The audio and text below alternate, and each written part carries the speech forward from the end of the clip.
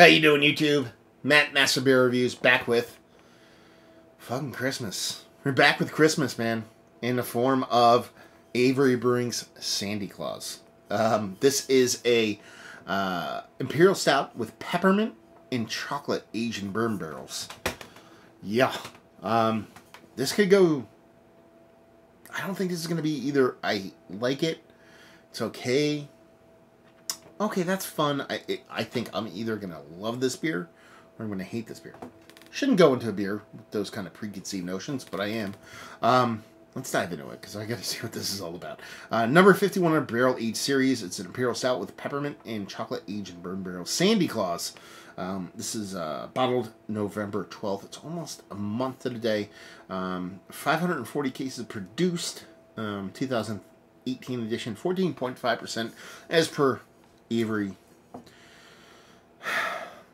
Whatever. They just produce all these session beers.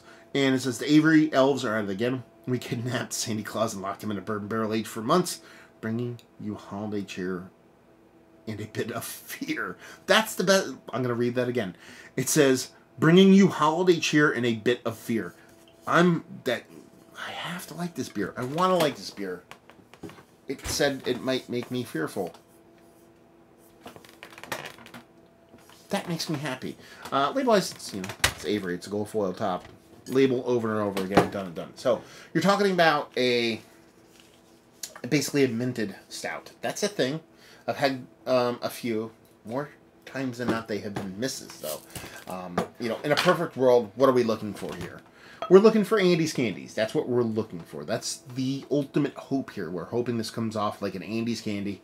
That little candy that every grandma and every goddamn, middle school guidance counselor or who else had Andy's candies all the time?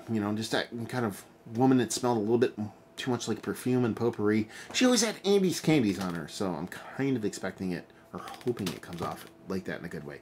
Now, there's about a quarter pinky finger of, mocha colored, kind of creamy head to it, dissipated super quick. And what you're left with is a kind of, not even like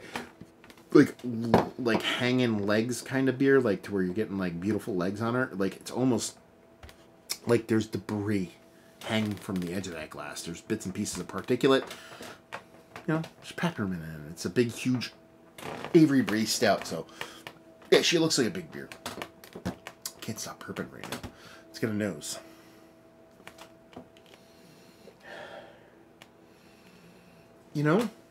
It's not giving me Andy Candies vibes, but it's giving me a really nice beer. I'm getting just a nice, rich, bourbon barrel aged stout with just the slightest bit of mint. Almost like sometimes I get a little bit of mint vibes from barrels, depending on the spirit that's being involved. Or sometimes if you're using a specific kind of hop, I get a subtle, kind of minty, kind of pepperminty, kind of eucalyptus vibe to it. I'm kind of getting that here, but nothing over the top. So yeah, rich bourbon, sweet, non-hot, a little bit of soft barrel char, a heaping amount of chocolate, nice little bit of roasted malt, done and done. It smells like a really nice, well-done bourbon barrel aged beer. Let's dive in. Cheers.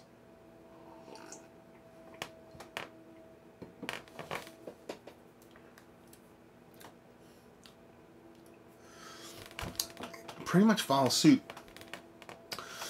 You're getting that nice barrel. It's actually a helping amount of barrel. Sure, you're getting heaping chocolate too, but the barrel's slightly charry, slightly smoky, a decent amount of kind of chocolate vanilla off the barrel itself. That bourbon comes off a slightly bit hot maybe, or it could be the 15% beer lending itself to that.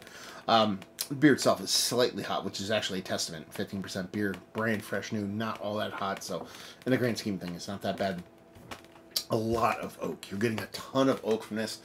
Very drying. I think it works. I think it's kind of an added component on top of that kind of roasty smokiness of the barrel and all the bits and pieces and the roasted malts and all that stuff to kind of keep a bit of that sweetness. Check.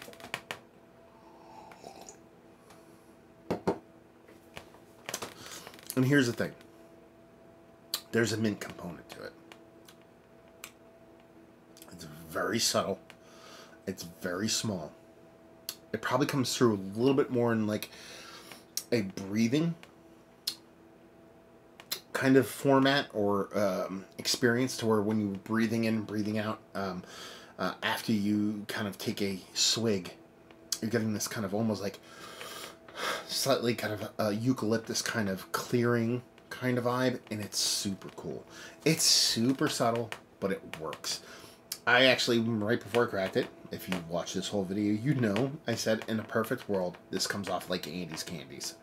And I had a hard time kind of like being, what other way could this show that would get me as happy or as excited about that mint being involved? And I'm going to be honest, this is kind of it. Using that mint, that sweet, but not overly sweet mintiness, that peppermintiness.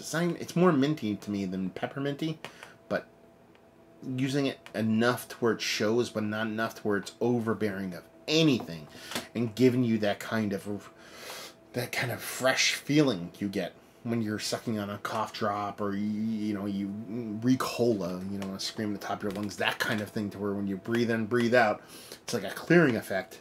It kind of works. It works, and it works in a really fun way. So yeah, the beer is rich, big, bold. It's still there. Barrel and mint aside, you still actually taste the beer itself. It's big, rich, bold, tasty. The mint comes off nice, not overpowering. Adds this subtle flavor component to it that almost comes off as a sweet, piney kind of hop thing, without any bittering, like zero bittering, but adds this beautiful kind of evaporative kind of clearing effect when you actually like breathing in and out actually after tasting the beer. And then yeah, the bourbon barrel shows well. Bit dry, but how sweet it is, I think it works. And yeah, tasty beer. I'm a fan of the gold foil tops of Avery. I've always have been. I heard some of their stuff is going by the wayside. It's kind of a bummer, but in general, they do really well. They're probably, in my eyes, one of the better barrel programs in the country when it comes to barrel-aged beer. I know a lot of people, the hip crowd that kind of covets the kind of line-waiting barrel-aged stuff, kind of eschews them because you can find them on the shelves quite easily. But yeah, this is a fun one. Now, here's the thing. If you're looking for a big, huge, gigantic in-your-face bourbon barrel slapping you on one side while the other hook hitting you in the face is mint, you're not going to get it here. What you're going to do is get a really nice imperial stout, really well done imperial stout, with a really nice deft barrel aging, with a really kind of gentle, meaningful amount of mintiness, peppermintiness, that just kind of elevates the beer. Doesn't take it from a 8 to a 10. I don't grade shit, so I'm not going to talk about that, but it elevates it enough to where it brings it to a new level in a fun way.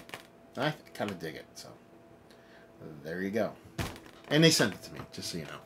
But I think you guys know that.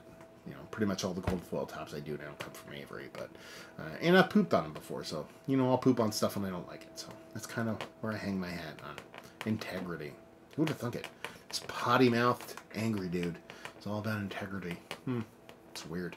Anyway, so let's talk about it. It's one of the better mint-based stouts I've had as of late. Actually, it's one of the better ones. I've had a few. Believe it or not, there's a lot of people kind of just throwing mint at stouts nowadays, and a lot of them fucking miss horribly. So it's not that this one's really high on that list. It's more so that it's on the list where a lot of people that make a lot of really good beers miss that list. Value and availability, it's Avery Gold Foils, you're 13 to 15 bucks a bottle. It's a steep price, but it is what it is. And leave you with, if you like, we like this. If you like bourbon barrel aged imperial stouts, you like oakiness, you like a nice dry oakiness, and you just want a little bit of a twist on it. It's like a little lemon lime twistiness on top of a nice meal. It's adding that little peppermint twist. That's not too huge, but adds an extra component to it. So if you dig that, you'll dig this beer. There you go. Another review in the books. Hopefully you guys enjoyed it. Down there if you want to talk about it. Massive Beers. If you want to check me out doing the social media stuff. Beer Massive. If you want to check me out doing the whole podcasting thing. And hopefully you guys enjoyed the review. Hopefully you're enjoying a little Christmas cheer right now.